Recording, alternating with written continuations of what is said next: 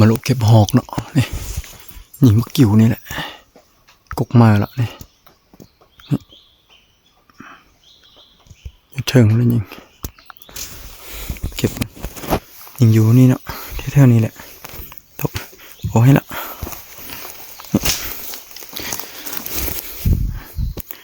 ตัวหนึ่งขึ้นซ่องตัวยิงตัวนี้ตกแล้วว่าแลนลงเลยยิงบ่ทัน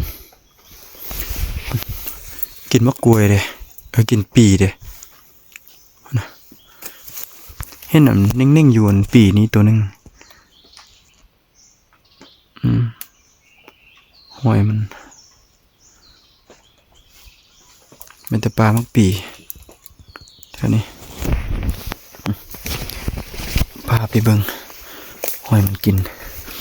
มันคูดมักปี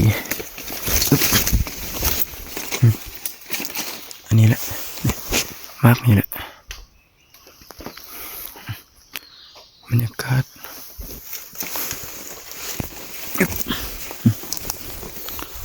หอยมันคูดนะหอยมันคูดเลยคอนคูด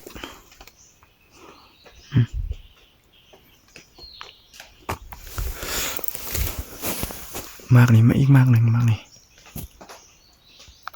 มากนี่เลย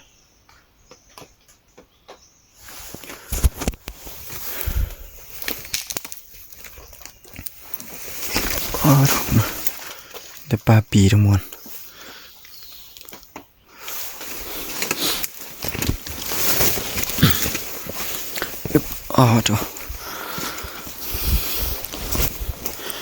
ตัวเดียวซ้ำย่างก็ไปซุ่มก่อน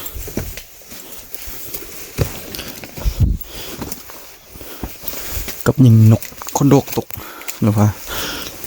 สอบบ่เห็นนกคนโดกนะ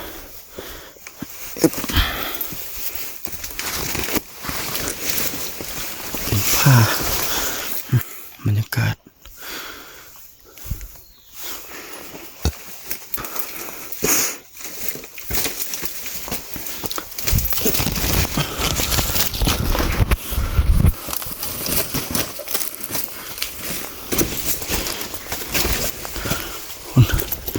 อยู่นี่แหละยิงบรรยากาศอ้อมมั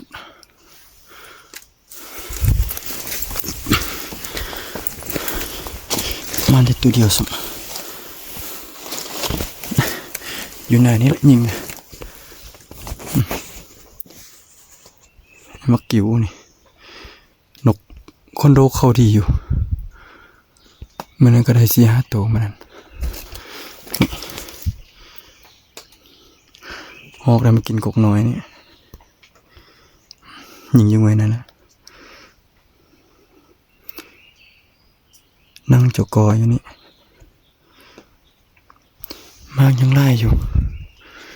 เดี๋ยวสินั่งมักกิ้วนี่แหละ